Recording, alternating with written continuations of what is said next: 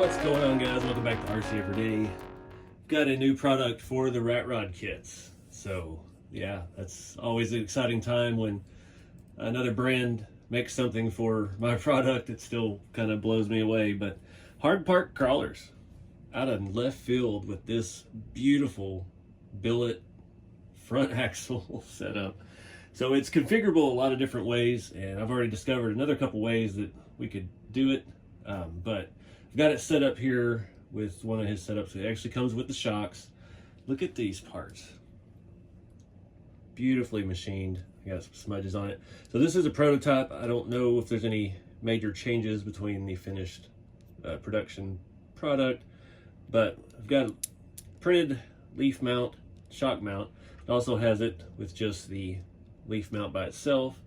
We've got, I think these are WPL shackles. The shocks do not have springs in them, but I think you could probably put a spring in it. I don't know. I didn't take them apart. So you can see here, we're replacing typically these 100 mil rods. This one has some like 129s or something ridiculous on it because I was just slapping stuff together when I built this one. But we've got M3 ends on it, so we can space it out, put different rod ends and things on it that we need.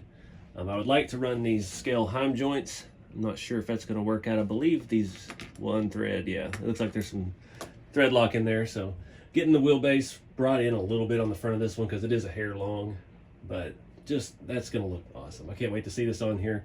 So I'm going to go ahead and bolt all this on with the front shock mount like this. This piece does bolt to our servo mount. This one doesn't have a servo in it at the moment, so it is what it is. But it's pouring down rain. I'm not sure if you can hear that. So anyways, we'll get this mounted up to the front, and then we will figure out our rod lengths and go from there.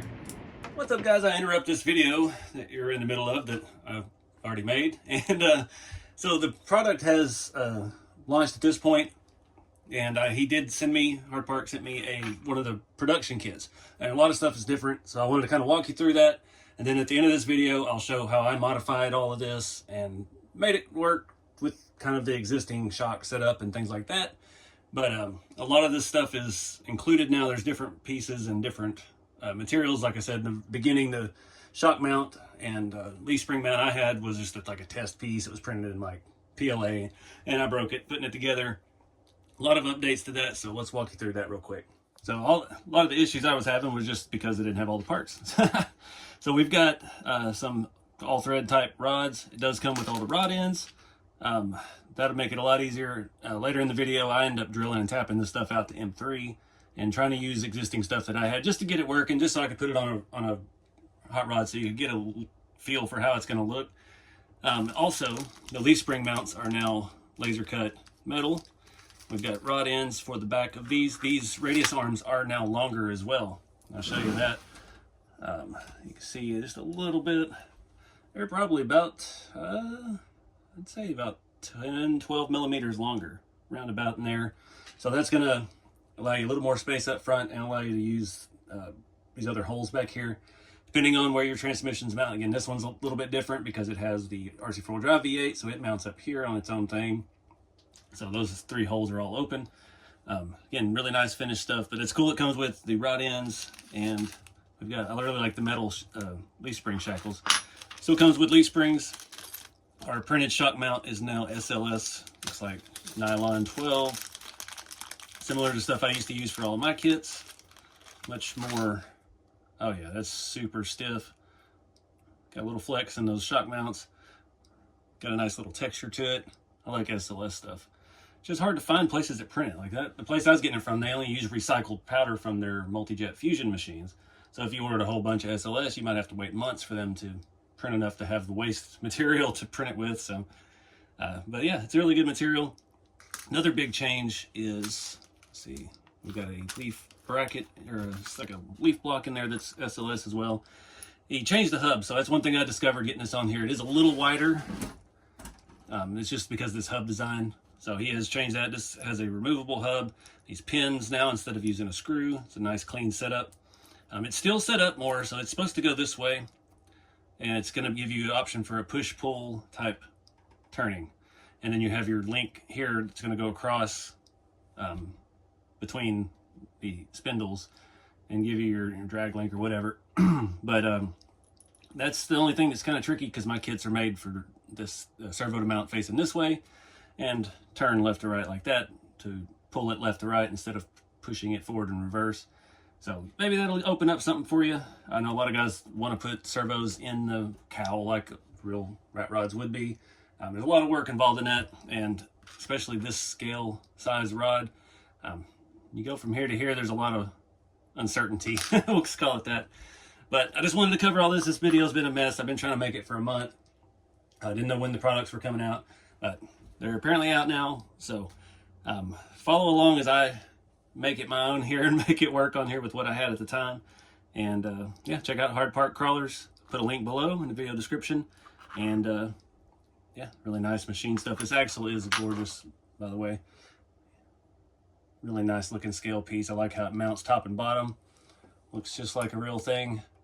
So I may play with this some more later, change out these hubs because it is a little wide.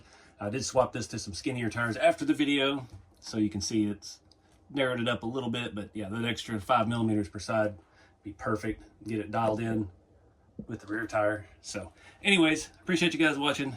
Check out all the rest of the stuff I already did, and keep it scale.